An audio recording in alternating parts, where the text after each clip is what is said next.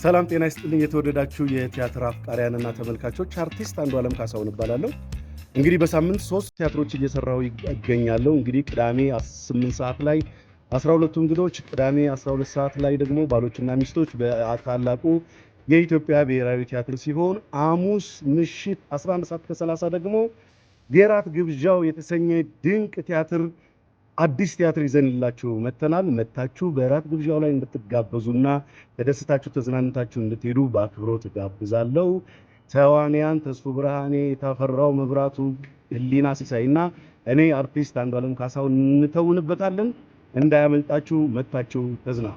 በቀጣይ ደግሞ በቲያትርና ባህል አዳራሽ ባልቻ አባ ነብሶ የተሰኘ ቆንጆና ድንቅ ቲያትር ይዘንላችሁ እንቀርባለን። አዘጋጁ ዶክተር ተሻለ አሰፋ ሲሆን ደራሲው ደግሞ ብርሃኑ ዘሪሁን ነው። ብዙ ታላላቅና ተወዳጅ ተዋናያን ይሳተፉበታል። መጥታችሁ እንደምትዝናኑ ተስፋ አድርጋለሁ። ላይክ፣ ሼር፣ ሰብስክራይብ ማድረጋችሁ አትርሱ። በቀጣይ ብዙ ነገሮችን አብረን እንሰራለን። አመሰግናለሁ።